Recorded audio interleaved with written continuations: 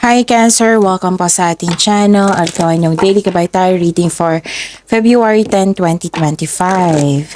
Please be reminded kung naka-resonate kayo, comment down. Kung hindi kayo naka-resonate, ibigay niyo po sa iba kasi channel reading po ito. This is for you Cancer ngayong February 10, 2025.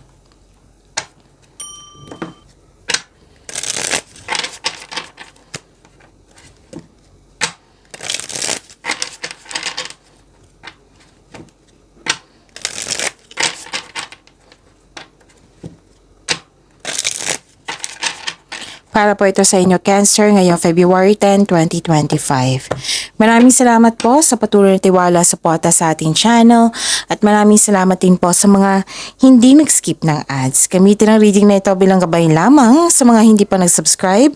Subscribe na po kayo at click bell notification para malaman nyo na may bago tayong video. Para sa mga gustong magpa-reading, may lumabas dyan sa screen nyo ngayon. Panoorin nyo po, sundin ang instruction. Spirit Guide, mga ganap pa para kay Cancer ngayong February 10, 2025. I need 3 cards po.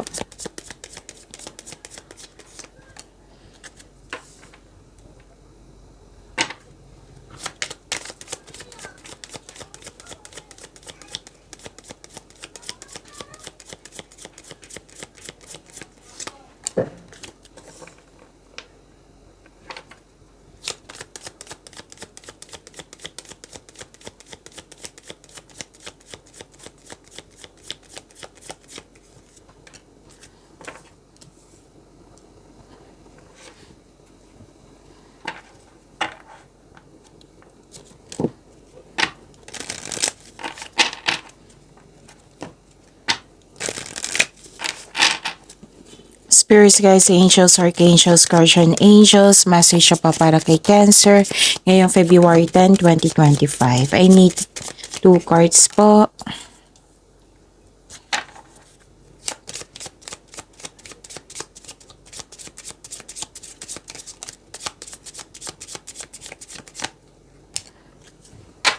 Okay, Cancer. Ngayong February 10, 2025. Okay. Nakikita ko dito na may parating na malaking pera or dumating na. Or pwedeng na makatanggap kayo ng news or information or malalaman mo ang totoong intensyon ng isang tao sa iyo. May malaking influence ng isang lalaki sa araw na ito. At may malalaman, clarity talaga to Kasi dalawang card po kasi nagsabi dito na may malalaman kayong totoong intensyon ng isang tao sa iyo. Tapos may malalaman din kayong sekreto.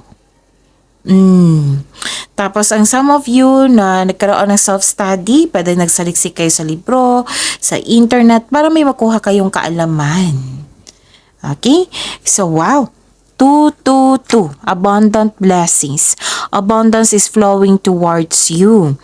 Keep your thoughts positive and watch your dreams manifest. Wow, ang ganda naman, Cancer. And 3131, inner peace. Wow. Find inner peace and serenity. It will lead you to a harmonious future. Ang ganda.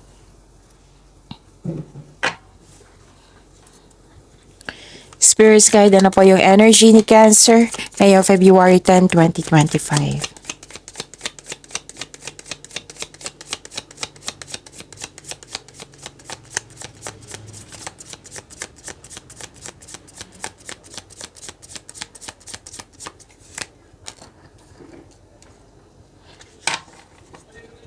And the clarification of this card po.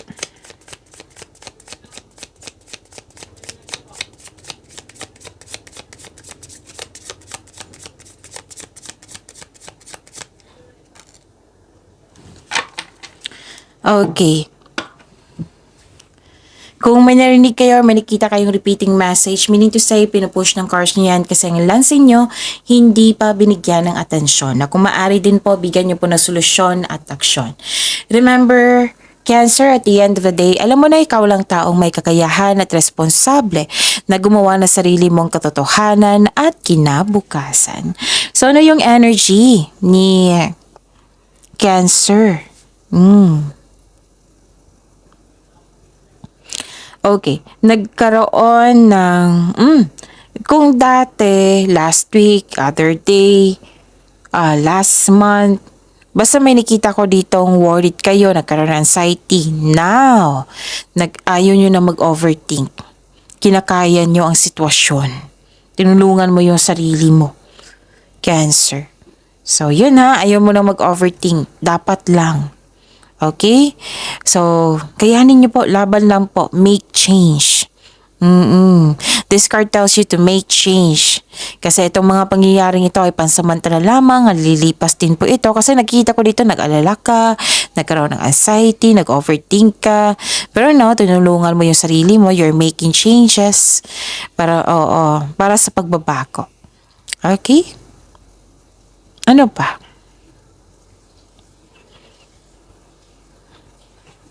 Nakikita ko dito na nagkaroon po ng recovery.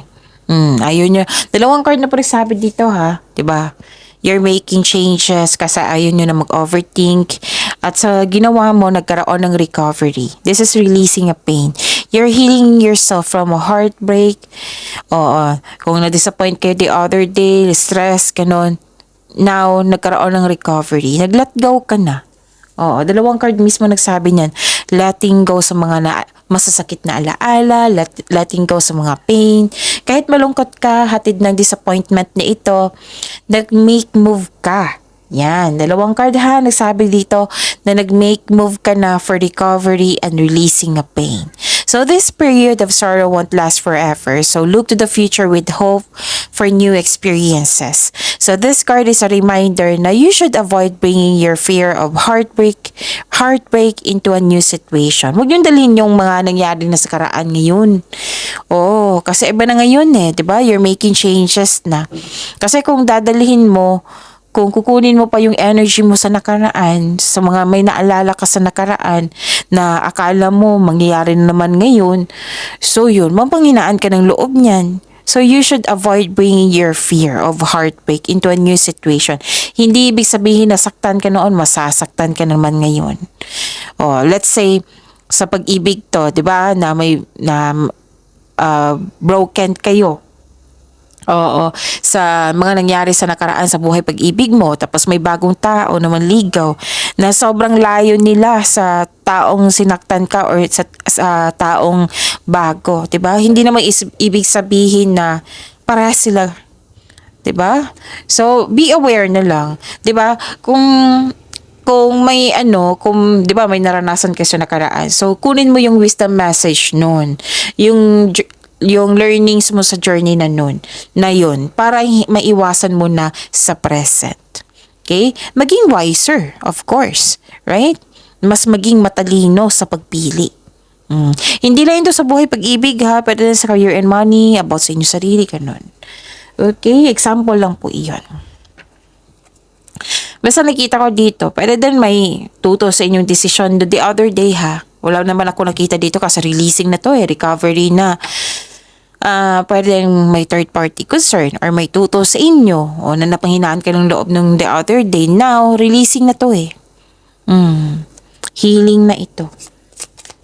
Spirit's Guide, Career and Money po ni Cancer ngayong February 10, 2025.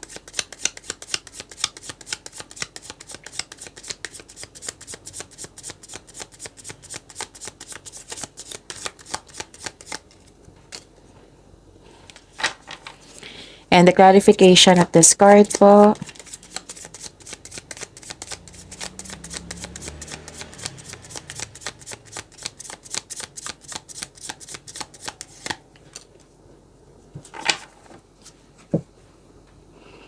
Okay. Sa career and money niyo po.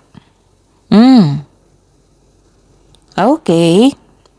Nakikita ko dito, Cancer, na inspired kayo ngayon. Oo. Okay? May advice ang card niyo po dito. So, listen. To achieve a success in career and money, kailangan mo mag-focus. Comes with determination, with clear intention po. Okay? Ito na po yung oras. Now, this is the time na mag-create kayo ng konkretong plano. Okay? Kailangan kasi ng focus dito. Siyempre, kung paano kayo mag-focus kung wala plano, di ba?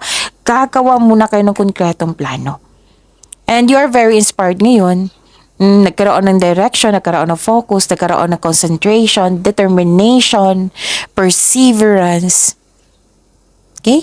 Umuwi kayo na successful. This is also, pwedeng business travel to. Basta may travel po ako nakikita dito. Or you are moving forward to the next level. Kasi nagpaplano ka na eh. Gusto na maging successful pa. So you use your intuition to guide you to the next phase of your life with confidence. So with confidence to ha, at makinig din po kayo sa inyong intuition. Kasi sa intuition, siya yung magsasabi sa inyo na siya yung magsasabi sa inyo na kung ano yung susunod na hakbang. Siya kasi magtuturo kung saang right path kayo patungo sa success. Okay? And yun, you should have a clear intention, focus, and a plan for action. Create kayo ng solidong plano para makagawa kayo ng big decision. You have success in the face of difficulty. Yun. Ano pa?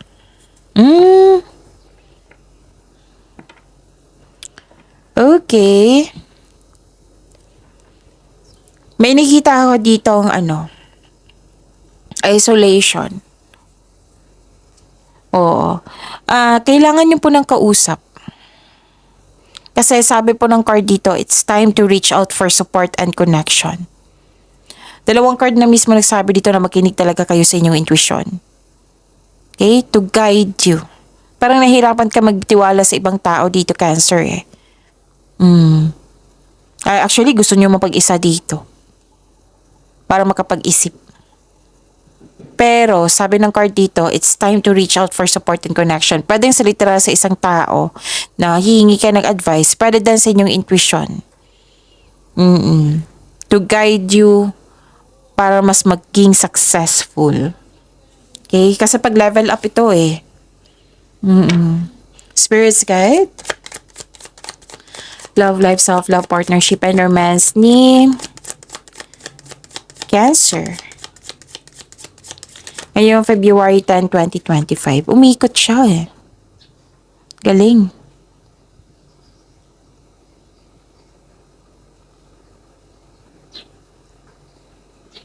Okay, ayusin ko lang ha. Okay. Okay. And the clarification of this card po.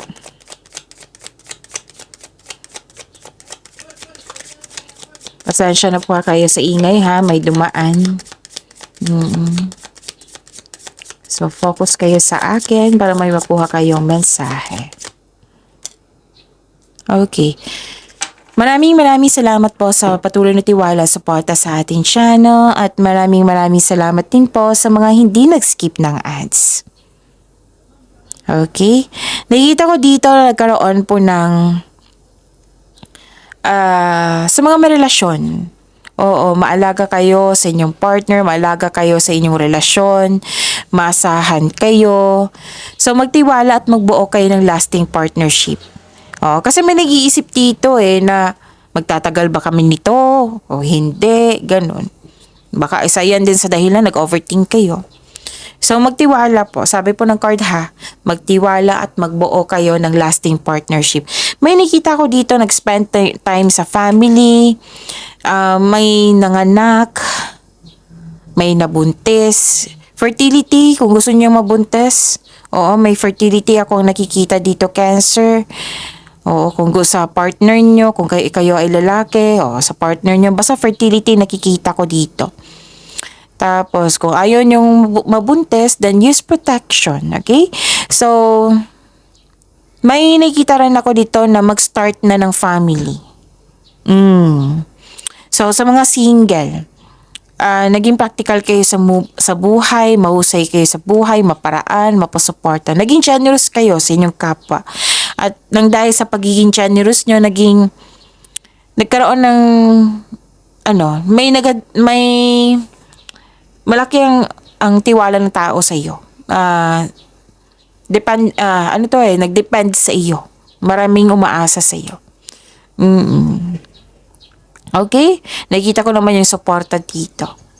At naging generous kayo. This is good kasi naging generous kayo. Okay? Kasi may natanggap kayong blessings tapos naging generous kayo sa inyong kapwa. Okay, what is this?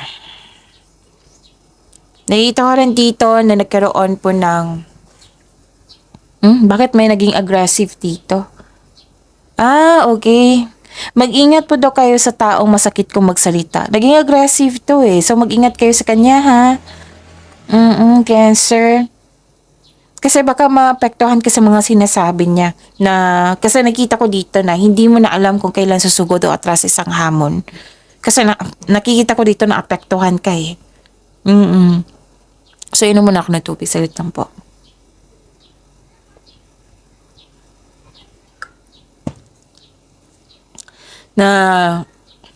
Excuse me. Nagkaroon ng hindi pagpaplano. Mag-iingat kayo sa paggawa ng plano kasi may ilan sa inyo dito nagpabaya. Galingan nyo sa paggawa ng plano or desisyon ba yan.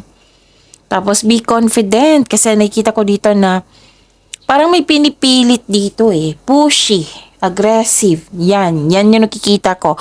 Pwedeng concern to sa'yo or pwedeng concern mo sa isang tao. Be confident ha. Kasi may nakita ko dito may takot, nawala ng pag-asa, mas nait yung weakness, ganun. May tao ditong in denial, insecure, paranoid, kulang sa pasensya.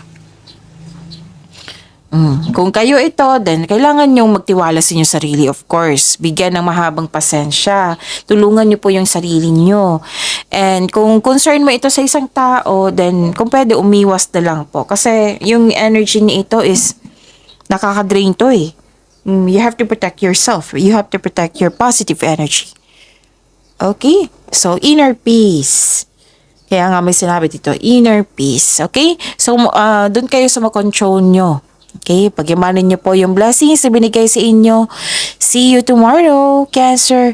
Please like, subscribe, and click bell button for notification para updated po kayo sa daily tarot reading natin. Maraming salamat po.